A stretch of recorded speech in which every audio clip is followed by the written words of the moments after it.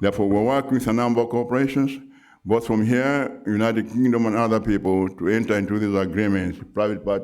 In fact, that's the way to go, actually. And the multinational corporations, you mentioned, both government and official and non-official, are extremely important. The official ones, of course, the World Bank, IMF, European Union, African Development Bank, are important and will continue to do so. But they're scaling down now. For example, on each budget support that I mentioned earlier, if the World Bank and European Union have not come back to give us budget support, that 40% I mentioned, only the African Development Bank has come back. So that's probably what's going to happen. So we have to rely now on private capital, and we had a very important investment forum in Malawi, I'm sure you heard about in July. We attracted over 31 countries, and in December, I'll be in London for the Global African Investment Forum, which will attract over 800 investors from over the world. And we're going to showcase Africa and Malawi, and of course Africa. There are 4 heads of state invited as keynote speakers. We're going to show why it's advisable, profitable to invest in Africa. The average return in most countries, investments is 8%. In Africa, it's 33%. You know why? Because there are resources there, not only transportation, but also cheap labor. So it's very, very profitable to invest in Africa. And of course, it's very stable, and we have the rule of law. So the private-public partnerships are really the way to go now. Yeah. Good. Some more questions? Good. You take 2 at a time? Yeah, but I have to write them down so I can remember. If you can give me a piece of paper. Yeah, sure.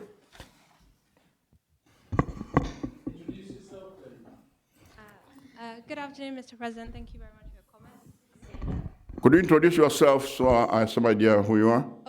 My name is Amaza. I'm from Nigeria, and I'm a senior in Yale College. Okay.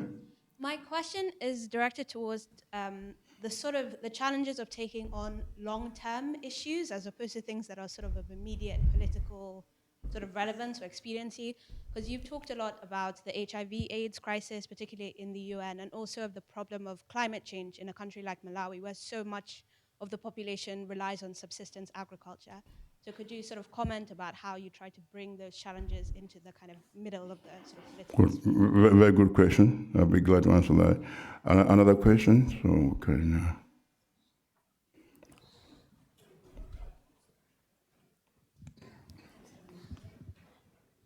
Good afternoon, Mr. President. My name is Roti Modonaike. I'm from Nigeria. I just wanted to ask, you talk a lot about foreign direct investment and investment coming from abroad. Yes. But what are African presidents doing to think about investment within Africa, trade between African countries? There's about 1.1 billion population in Africa. How African presidents are nursing that and trading amongst themselves? Good.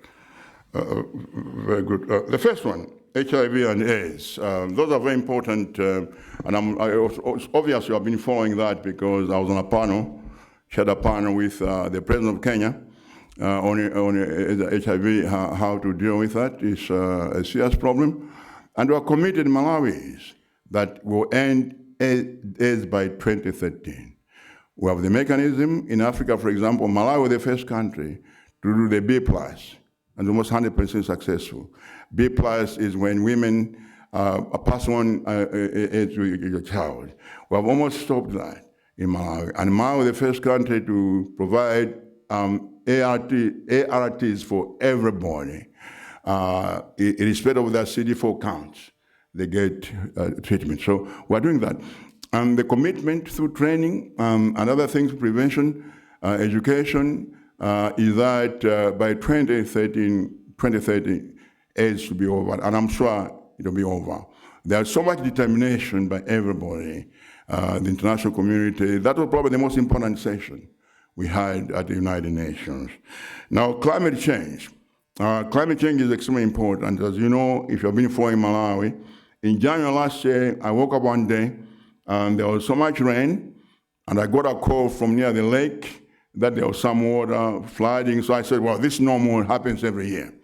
I was planning then to leave for Mozambique for inauguration of the president there. And 1 hour later, I realized that we had the worst disaster in the history of Malawi. And we had rains, floods for half of the country. Over 170 people were killed. Another 200 disappeared. And everything, infrastructure, gardens, everything was destroyed. Now, what's interesting is that Malawi is a long, narrow country, maybe 1,000 miles long. Half of it, there was so much rain, this flooding, that everything was washed away. The other half, no rain at all. The same country, the same zone. It's absolutely unbelievable.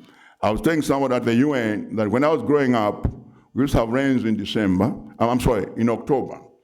And by December, we used to eat green maize.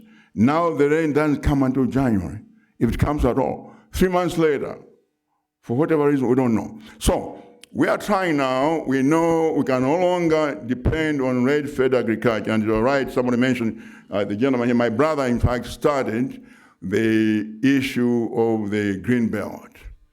We're going to have green belt along the lake. I thought of Malawi as a lake and many big rivers.